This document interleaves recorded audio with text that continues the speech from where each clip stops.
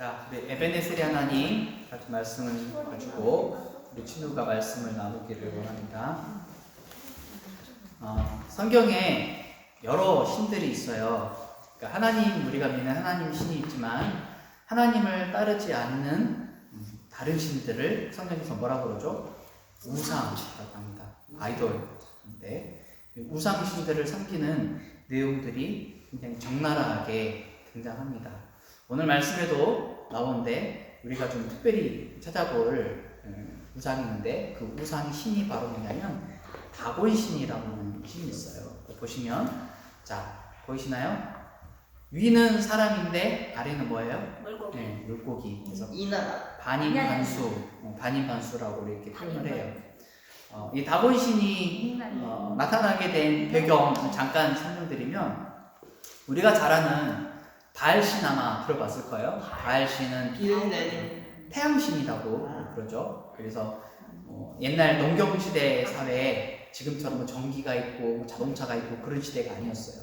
옛날에는 농사를 해서 먹고 사는 시대였기 때문에 농작물이 잘 자라면 그때 나는 부자로 굉장히 잘 사는 사람으로 인정을 받았습니다. 지금처럼 건물이 있고 아니 뭐 컴퓨터가 발달하고 주식 투자를 하고 이렇게 해서 버는 게 아니었기 때문에 그때는 땅에서 얼마나 많은 농작물을 곡식을 갖고 있느냐가 최고의 부자냐 아니냐를 결정하는 일이었다고 해요. 그래서 곡식이 잘 자라려면 뭐가 필요하죠? 햇빛이 필요합니다. 태양이 따뜻한 햇빛이 일조량이 충분하게 많아야 곡식이 풍성하게 무럭무럭 잘 자라서 원하는 이상을 얻을 수가 있죠.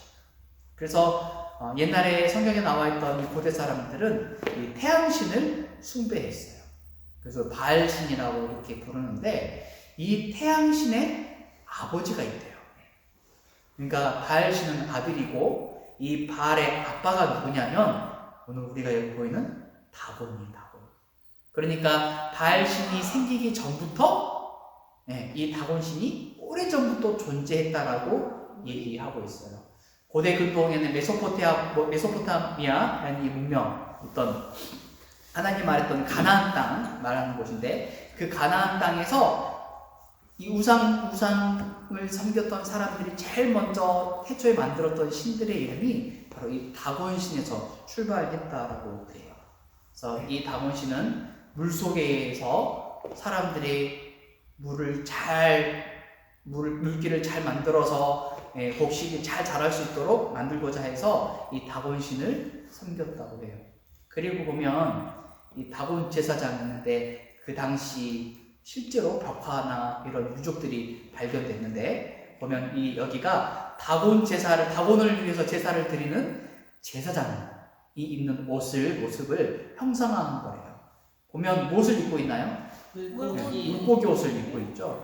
그래서 다곤 신이 우리를 평화롭고 우리를 잘 살게 해주고 우리가 농작물을 곡식을 잘 세울 수 있도록 해달라고 요청하는 이런 다곤의 제사를 드리는 모습이 흔적들이 나타나고 있어요. 자, 근데 오늘 우리 본문 말씀에 사실 사무엘상 7장을 읽었는데 그 6장에 대한 얘기를 먼저 이야기를 하고 오늘 본문을 좀 이야기하고 싶어요. 사무엘상 6장에 이런 내용이 나와요. 이스라엘 백성들이 블레셋하고 싸움을 해가지고 하나님 앞에 온전히 서 있지 못함으로 말미암아 전쟁에서 패했어요. 그래서 이 블레셋 사람들이 전쟁에서 승리하고 이스라엘 사람들이 가지고 있었던 것들을 노력해서 빼앗았는데 그 중에 하나가 뭐였냐면 가장 중요한 걸 빼앗겼어요. 뭐였냐면 하나님의 법궤, 언약궤를 빼앗겨 버렸어요. 그래서 하나님의 언약궤를 빼앗아 가지고 블레셋 사람들이 어디다가 뒀냐면 이 다곤 신을 섬기는 신전의 안에다가 넣어놨대요. 근데 다음날 다곤신이 무너졌어요. 다음날 딱 문을 열고 들어갔더니 그 다곤 신이 끄당 넘어져 가지고 하나님의 언약궤 앞에 엎드려져 있는 것을 보게 되는 거예요. 아니 누가 그랬어? 사람들이 막 요동했죠. 다곤 신이 넘어졌다고 하면서 막 부랴부랴 다곤 신은 다시 세워놨어요. 따뜻하게 원위치 딱 맞죠. 다음날 또 됐더니 문을 열고 쫙 봤더니 다곤 신이 와당 넘어져 있을 뿐만 아니라 목이 끊어져 있었고 손과 다리가 다 부서져가지고 문지방까지 굴러서 앞에 나오고 몸뚱아리만 법궤 앞에 탁 놓여있는 거예요. 그것을 보고 이건 뭔가 분명히 있구나, 이런 사람들이 생각을 하게 된 거예요. 그리고 난 후에 어떤 일이 있었냐면 사람들이 막 온몸에 종기가 나기 시작하고 사람들이 막 병으로 막 죽기 시작해요. 그래서 이거 안 되겠다, 이 여호와의 신이, 이스라엘 믿는 이 신들이 화를 냈구나 해서 이걸 옮겨야겠다 싶어서 그 장소에 있었던 아나봇이라고 있는 그 지역에서 옮겨서 가까이 있는 가드란 도시로 옮겨요. 가드라고 하는 도시로 옮겼는데 그 가드로 옮겼을 때 똑같은 일이 일어나요. 사람들이 또 막 죽기 시작하고 막 종기에 막 걸리고 막 병에 걸리고 막 사람들이 막 고통스러워하는 거예요. 그것을 보고 안 되겠다 싶어서 이번에는 에스론이라고 하는 장소로 또 옮기기 시작해요. 근데 에스론 사람들이 어떻게 했을까요? 안 돼요. 안 된다. 우리 못 받으니까 다시 가져가라고. 그래가지고 이 제사장, 이 다본 제사장들이 모여서 회의를 해요. 어떻게 할까? 했더니 그 중에 점쟁이가, 유명한 점쟁이가 있었나 봐. 그때 당시 또 점쟁이가 딱 와서 하는 말이, 이거를 이스라엘로 다시 돌려보내는데 대신 방법이 있다. 어떻게 하느냐? 새끼를 품은 이 암소, 새끼를 가지고 있는 암소 2마리를 데려다가 이 수레를 실어가지고 언약궤를 올린 다음에 이 소가 새끼가 있는 곳으로 가면 이건 우연히 일어난 것이고, 이 소가 이스라엘로 가면 이거는 분명 이스라엘 신이 살아있어서 우리에게 벌한 것이다. 어떻게 하는지 우리 한번 지켜보자. 그렇게 서로 그렇게 얘기를 했어요. 그래서 실제로 이 송아지가 있는 암소 2마리를 데려다가 얼매가지고 수레에다가 언약궤를 실었어요. 그랬더니 이 소가 어떻게 됐을까요? 이스라엘 쪽으로. 그렇지. 이스라엘 방향으로 오벳에돔이라고 하는 이스라엘에 있는 그 지방으로 옮겨가기 시작했어요. 그것을 보고 사람들이 크게 놀랐대요.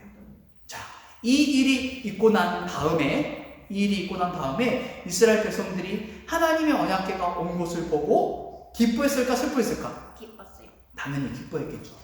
이 오벳에돔에 오는 그 과정 속에서 이스라엘 백성들이 하나님 앞에 이제 기도하기 시작해요. 그때 기도할 때 그 기도를 이끌었던 사람이 누구였냐면 바로 사무엘이라고 하는 사람이에요. 자, 5절 말씀 보실래요? 사무엘이 이르되 온 이스라엘은 어디로 모이라? 미스바로 모이라. 자, 왜 모이라고 했을까? 사무엘이 왜 미스바로 이스라엘 백성들을 다 모이게 했을까요? 이렇게 얘기해요. 내가 너희를 위하여 여호와께 기도하래요. 이제 기도하겠대요. 뭐 때문에 기도하지? 보니까, 자, 6절 말씀 중간 위에 보면 이렇게 말해요. 우리가 여호와께 뭐 했나이다? 범죄하였나이다.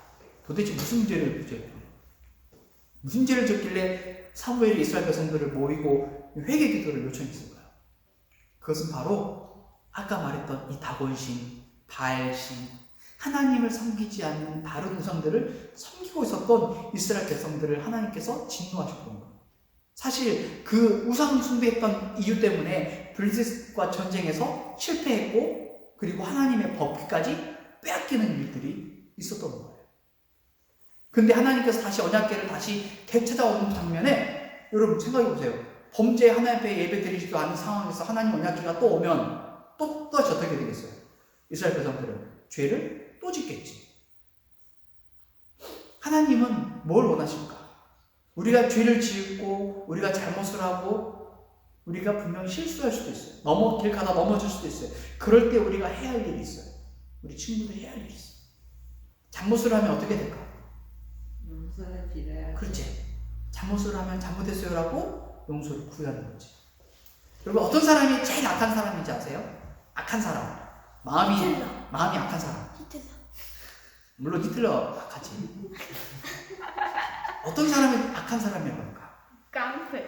자기가 죄를 지었어도 그 죄를 인정하지 않고 하나님 앞에 엎드리지 않는 사람. 여러분, 바알신과 이 다곤신, 이 구약에 나왔던 이 신들은요, 너희 죄들을 용서해라, 잘못했다라고 구해라라고 얘기하지 않아요. 여러분, 종교 중에 이단들이 있잖아요. 기독교를 오방하는 그런 잘못된 이단들이 있죠. 그 비슷하지만 잘못된 이단들 중에 있는데, 그 중에 하나가 구원파라고 하는 박옥수 재단이 움직이는 그런 이단들이 있어요. 구원파, 예수 재림교회, 여호와의 진리교회, 이렇게 이름을 붙여서 굉장히 이름 좋아서 이렇게 만들었는데, 여러분, 이 구원파에서 얘기하는 핵심 교리가 뭔지 아세요? 잘못된 이야기가 뭔지 아세요? 이런 얘기예요. 하나님이 우리를 위해서 예수님 십자가에 못 박혔죠? 아멘! 그래요. 여기까지 좋아요. 근데 그 다음에 뭐라고 하느냐? 여러분, 예수님이 우리를 위해, 죄를 위해 이미 주셨기 때문에 이제 여러분 더 이상 예수님 앞에 회개 기도할 필요 없습니다. 이렇게 가르쳐요. 맞아요, 안 맞아요? 물론 우리가 예수님 때문에 구원받았죠. 그렇지만 완전한 구원을 이루기까지, 하나님 나라 가기까지 우리는 끊임없이 실수하고 또 죄를 지어요. 그래서 우리는 예수님 앞에 기도하고 용서를 구하고, 또 우리 선만찬도 하잖아요. 선만찬도 할 때 예수님과 우리가 하나 돼서 예수로 고백하잖아요. 회개하는 이유가 뭐예요? 우리가 여전히 죄인 것을 주님 앞에 낮은 자로서 나가는 거죠. 그래서 사도 바울이 뭐라고 그러냐면, 나는 날마다 죽노라 그랬어요. 따라해봅시다. 나는 날마다 죽노라. 이게 무슨 말이냐? 십자가 앞에 나를 날마다 내려놓는다는 거예요. 하나님, 나는 죄인입니다. 나는 오늘도 엄마 말씀 안 들었습니다. 나는 오늘도 단어를 안 외웠습니다. 엄마 말씀, 아빠 말씀 하는 대로 여전히 하지 않았습니다. 하나님 용서해 주세요. 내일은 잘 들을 수 있게 해주세요. 여러분, 이런 사람이 하나님 기뻐하는 사람이에요. 나의 죄를, 나의 잘못을 인정하지 않고, 나는 괜찮아요, 이런 사람은 여러분 교만한 사람이에요. 자, 사무엘이 이스라엘 백성들을 모이게 한 다음 이 하나님 언약궤가 오기까지 준비하는 과정이 있었는데, 바로 회개 운동이 일어났던 거예요. 회개하는 거. 회개할 때에 하나님의 은혜가 임하는 거예요. 여러분, 언약궤는요, 하나님 임재를 의미해요. 하나님이 계신다는 의미예요. 언약궤가 온다는 것은 하나님이 이 자리에 함께 오신다는 것을 의미해요. 여러분, 하나님을 다시 우리 마음속에 초청하고 예수님을 내 마음에 모시기 위해서는 내 마음이 거룩하지 않으면 안 돼요. 예를 들어볼까요? 자, 여러분의 방이, 여러분의 집이 청소하지 않고 가만히 놔두면 어떻게 될까요? 여러분 먹었던 먹었던 음식물, 놔둔 것들 가만히 두면 어떻게 될까요? 더러워. 또 특히 사과 같은 것들은 시간이 지나면 어떻게 돼요? 부패가 곰팡이가 피고, 곰팡이 포자가 나르겠죠. 날라서 다른 벽지에 붙어서 곰팡이가 스물스물 생기겠죠. 배양접시가 돼요. 그 냄새와 안 좋은 공기, 탁한 거, 그 더러운 것들이 막 하겠죠. 그러면 벌레들이 싫어할까요? 좋아할까요? 좋아요. 좋아하겠죠. 벌레들이 막 생기고, 여러분이 싫어하는 바퀴벌레 막 오죠. 바퀴벌레 잡아먹기 위해서 돈벌레가 오겠죠. 돈벌레를 잡아먹기 위해서 쥐가 나타나겠죠. 이런 식으로 점점 안 좋아지죠. 마찬가지예요. 우리 마음속에 하나님의 거룩함으로 정결케 깨끗하게 되지 않으면 그 더러운 죄가 점점 자라서 우리 심령, 우리의 마음을 오염시키고, 하나님을 사랑한다고 고백하지도 않고 처음엔 사랑했다라고 고백했던 우리 마음이 점점 변질이 돼요. 교회 예배 드렸던, 열심히 드렸던 친구가 시간이 지나면서 예배를 소홀하게 되고, 예배야 그냥 그까짓 거 그냥 한번 드리고 말지, 이런 식으로 생각하다가 그 다음에 예배 한번 빠지게 되고, 한번 빠졌던 예배가 2번, 3번 그렇게 되면서 예배를 아예 안 나오고 교회와 완전히 멀어지는, 목사님 친구 중에 그런 친구들이 있었어요. 중학교, 고등학교 때 같이 예배 드리는데 봤어요. 눈물을 흘리고 회개하고 막 그랬어요. 막 찬양 인도도 하고, 와, 쟤는 저렇게 막 예배하네, 저렇게 하면 찬양하네. 그렇게 막 멋있어 보이고, 그렇게 예배 잘 드리던, 찬양 인도했던 친구가 지금은 이혼하고, 사람은 이혼하고, 결혼도 이혼하고, 교회도 안 나가고, 세상 사람과 똑같이 하는 대로 술 마시고 담배 피고 그렇게 살아가는 친구가 지금도 있어요. 어떻게 그런 일들이 일어났을까? 하나님 앞에 용서를 구할 때 회개하지 않았기 때문에.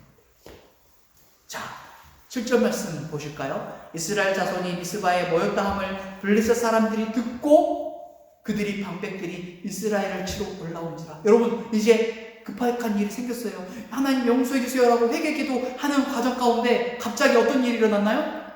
블레셋 사람들이 뭐 한다고? 치러 올라온대요. 무기를 들고 날카로운 칼과 창을 들고 찔러서 사람들을 죽이려고 막 올라오는 거예요.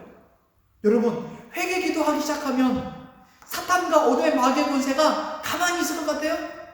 아니에요. 우리가 하나님 잘못했습니다, 하나님 저 용서해 주세요 라고 기도할 때 마귀는요 더 달려들어요. 야, 니까지 게 무슨 회개 기도한다고? 네가 기도해봤자 뭐 바뀔 것 같아? 그런 마음속에 생각들이 막 들려요. 야, 엄마 아빠 말씀 잘 들어. 야, 그 들어봤자 뭐해? 너 똑같잖아. 막 계속해서 마귀가 마음속에 와서 막 우리의 마음을 막 흔들어요. 그럴 때 여러분 어떻게 해야 될까요? 그래, 맞아, 나는 기도해도 안 되나 봐, 나는 그냥 그러나 봐. 여러분, 그렇게 하는 게 맞을까요? 그러면 여러분, 이스라엘 반백들을 향해서 쫓아오는 블레셋 사람들 앞에 항복하고 저 잘못했어요, 회개도 안 할게요, 이렇게 하는 게 맞을까요? 사무엘이 어떻게 했을까요? 그랬을 때 여러분 8절 보실래요? 8절 밑에 봐보세요. 불의저 우리를 블레셋 사람들의 손에서 구원하게 하소서. 우리 힘과 능력으로 부족하니까 이제 사무엘에게 요청을 해요. 우리를 위해서 기도해달라고. 여러분, 기도는요 우리의 생명을 살리는 거예요. 저는 그렇게 했으면 좋겠어요. 노엘이가 아빠, 아빠의 기도가 필요해요, 아빠 기도해주세요 라고 요청했으면 좋겠어요. 노아가 아빠 저 위해서 기도해주세요, 엄마 오늘 저 위해서 기도해주세요, 이렇게 기도했으면 좋겠어요. 시온이가 아빠 겨드랑이 얘기하지 말고 기도해주세요, 이렇게 얘기했으면 좋겠어요. 이건 건너뛰자. 이건 편집하자. 그렇게 기도할 때, 자, 사무엘이 어떻게 했을까요? 사무엘이 어떻게 했을까요? 자, 9절 말씀 같이 읽어보겠습니다. 우리 친구들과 한 목소리로 9절 말씀 읽겠습니다. 시작. 사무엘이 젖먹는 어린 양 하나를 가져다가 온전한 번제를 여호와께 드리고 이스라엘을 위하여 여호와께 부르짖음에 여호와께서 응답하셨다. 여호와께서 뭐 했다고요? 응답했대요. 온전한 번제를 여호와께 드렸대요. 여러분, 온전한 번제는 우리 지금 이 말씀 우리 지금 재해석하면 그때 당시는 번제를 온전히 드리는 거잖아요. 온전한 번제는 누구를 의미하냐면 예수님을 의미해요. 예수님의 이름으로 우리가 간절히 기도하고 예수님을 의지하는 그 순간 하나님께서 함께 하시고 하나님께서 그 기도에 응답해 주신다는 것을 의미해요. 근데 여러분, 한 가지 생각해 볼 게 있어요. 자, 일반적으로 생각해 볼까요? 자, 일반적으로 우리 성경 나왔던 이야기지만 일반적으로 생각해 보세요. 자, 전쟁하고 막 사람들이 막 와요, 막 몰려오고 있어요. 그러면 여러분, 우리는 어떻게 해야 될까요? 일반적으로 어떻게 해요? 전쟁하고 와요. 싸우거나 네, 싸우기 위해서 뭐예요? 무기를 만들거나 준비를 하겠죠. 근데 이 오늘 본문 말씀 어떤 얘기 나와요? 무기란 얘기가 나와 있나요? 안 나와요. 전쟁하러 사람들이 막 올라오고 있어요. 적군들이 올라오고 있어요. 근데 이스라엘 백성들은 뭐 하고 있나요? 기도하고 있죠. 기도하고 있죠. 이상하지 않아요? 이상하지 않아요? 전쟁을 위해서 무기를 들고 있으면 똑같이 무기를 준비하고 막 영화 나온 것처럼 막 벽도 세우고 모래성도 만들고 적군을 넘어뜨리기 위해서 준비를 해야 되잖아. 근데 지금 그건 안 하고 있어. 그거 안 하고 지금 뭘 하고 있냐면 어린 양을 잡아다가 죽여서 지금 제사를 드리고 있단 말이야. 하나님을 아주 천상까지. 이게 하나님을 믿는 사람들의 모습이라는 거예요. 하나님을 믿는 사람은요, 먼저 하나님 앞에 기도하는 거예요. 그 다음이 준비하는 거예요. 자, 따라해보자. 내가 먼저 할 일은 하나님께 기도하는 것이다. 그리고 어떤 문제가 있잖아요. 그 문제를 바라보고 그 문제를 해결하기 위해서 내 생각, 인간적인 방법을 막 하기 전에 먼저 기도하는 거예요.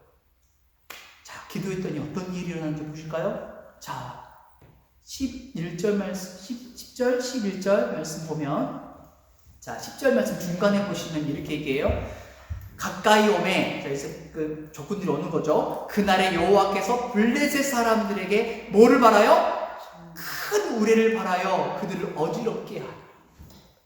하나님께서 번개와 비를 폭풍을 내리신 거예요. 그 적군을 향해서. 우레가 뭐예요? 응? 우레가 뭐예요? 우리가 말했잖아요. 번개와 바람과 폭풍, 물, 소나기. 그때 당시 막 사람들이 그냥 오겠어요? 알고 타고 오고 수레에 쌓아서 막 무기들 가져오겠죠. 근데 이 비가 오고 하니까 막 무너지고 천둥치고 막 방이 갈라지고 막 이러니까 사람들이 막 거기서 막 자빠지고 넘어지고. 그랬을 때 이스라엘 백성들이 가서 손쉽게 적군들을 쓸어버리는 거죠. 이게 누구의 지혜예요? 누구의 방법이에요? 하나님의 방법. 자, 기도하는 사람은 어려운 상황 속에서도 하나님께서 함께 하시고 하나님께서 놀라운 방법으로 일으켜 주신다는 말씀을 하고 있는 거예요.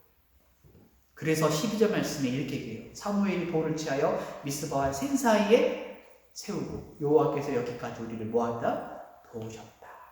그 이름을 에베네셀이라 하니라.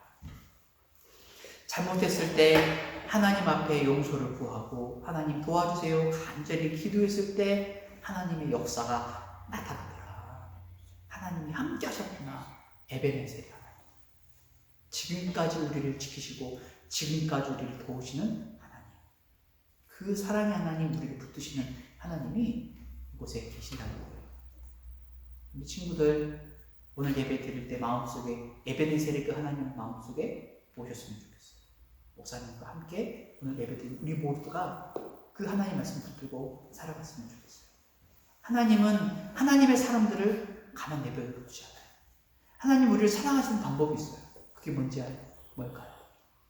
하나님이 나를 사랑하시는 방법 뭘까요? 하나님 나를 도우시는 방법 뭘까요? 오늘 말씀에서 나왔죠? 뭐하는 사람? 그렇지. 기도하는 사람은 하나님이 사랑하는 사람이라는 증거예요. 기도하지 않은 사람은 하나님의 사랑을 누리지 못한 사람이에요. 왜? 기도 없이 나 혼자 하려고 하는 거야. 기도 없이도 나 할 수 있다고 믿기 때문에 하나님 의지하지 않아요. 기도하는 사람은 하나님 의지해요. 기도하는 사람은 하나님을 바라봐요. 문제를 바라보는 것이 아니라 그 문제보다 더 크신 하나님을 바라보는 거. 중요한 얘기를 했습니다. 우리 친구들 말씀을 잘 들으셔야 돼요. 마지막 목사님 얘기하고 따라오세요. 문제보다 다시 한번 문제보다 더 크신 하나님을 바라보자. 오늘 이 이야기가 얘기하고 있는 핵심이 바로 이거예요. 하나님을 바라보고 믿음으로 나아갈 때에 승리하는 사실을 볼 수 있습니다. 우리 친구들 힘들고 어려운 시간들을 가질 때마다 기도하면서 한 주 동안 주님을 의지하는 그런 복된 삶이 되시기를 예수님의 이름으로 축원드립니다. 같이 기도하겠습니다.